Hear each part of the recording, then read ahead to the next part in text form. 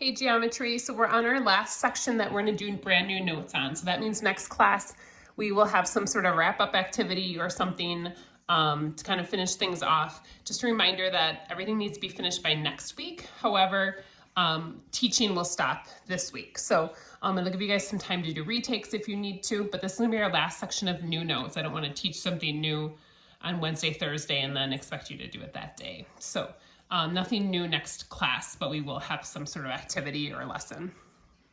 So we're going to be talking about the surface area of pyramids and cones. Now, if you just saw a pyramid or a cone, most of the ones you're probably going to think about are either regular pyramids or I think they're called right cones.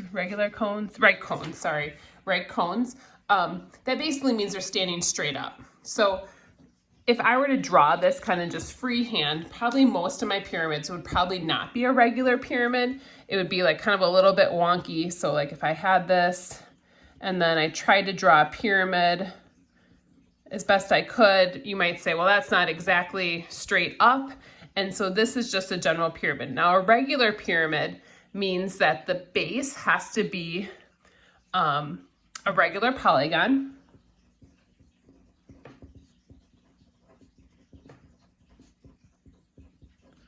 So what that means that it's an equilateral triangle, a square, a pentagon, but an equilateral, equiangular pentagon, you know, any shape that has to be a regular polygon. So all equal sides and all equal angles. And the center of the pyramid, so the very top, is perpendicular to the base. So the very top vertex is perpendicular to the base.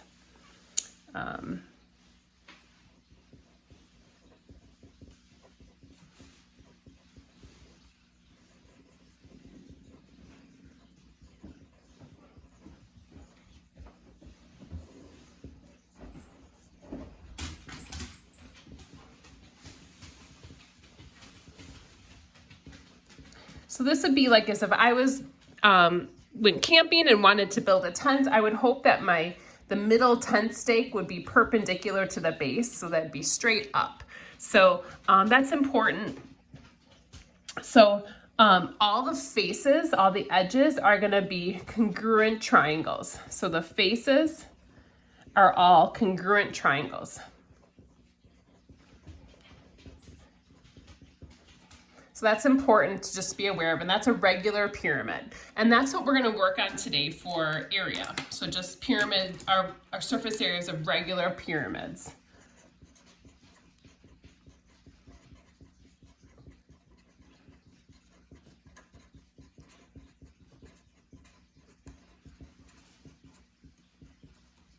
I keep spelling pyramids wrong, sorry. That's P-Y.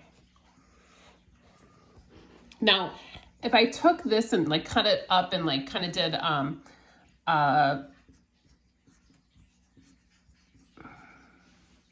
net with it, it would probably look something like this, you know, and then you'd fold it back up.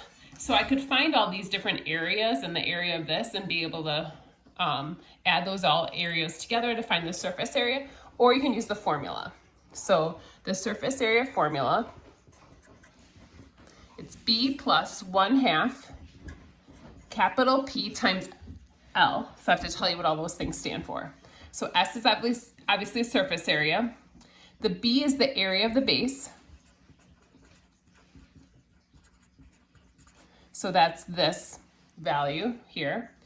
The 1/2 obviously is kind of, that's in the formula, but that's coming from the idea that there's triangles there. The capital P is the perimeter of the base.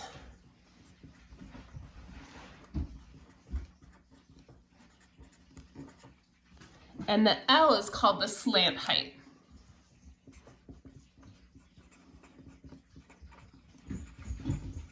So what the slant height is if I'm looking at my pyramid, and I might even just, so like the slant height is if I was like, you know, you were trying to slide down the side of the pyramid, that would be the slant height. So the slant height would be as if I slid down the side of this pyramid from the top over to the edge. This is the slant height here. So we're gonna do an example with this, and I apologize, my drawing for pyramids aren't very good. So hopefully you guys get the idea here. So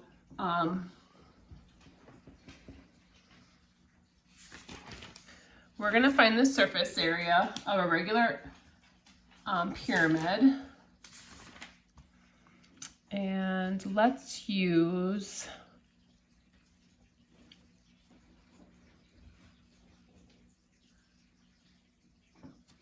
so I'll try and draw this as best I can here. Again, I don't draw these great, so I apologize.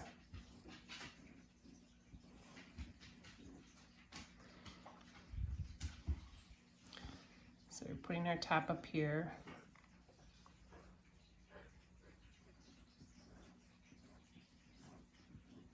So there's our pyramid. Obviously not a strength of mine is the pyramid, so drawing that. So this is gonna be 8 centimeters. The slant height, which is on the edge here,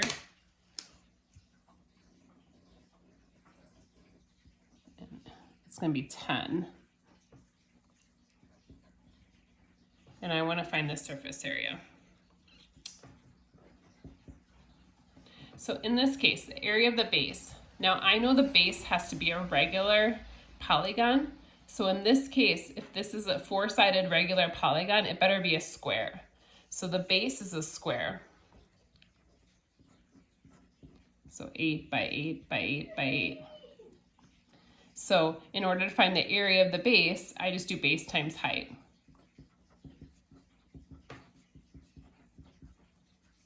So that's the capital B. So plus 1/2. Then I have to find the perimeter of the base, which is I add up all the edges. So 8 plus 8, 4 times. So, which is 32. And then times that slant height, which is just 10. So this is one way to find our area. Another way would be to actually draw this as a net. And you would be able to do that same thing. So here are all these 8s, and then this would be 10, and there'd be 4 different areas I'd have to find, but these are all congruent, so I could use those. So it's gonna give you the same answer either way.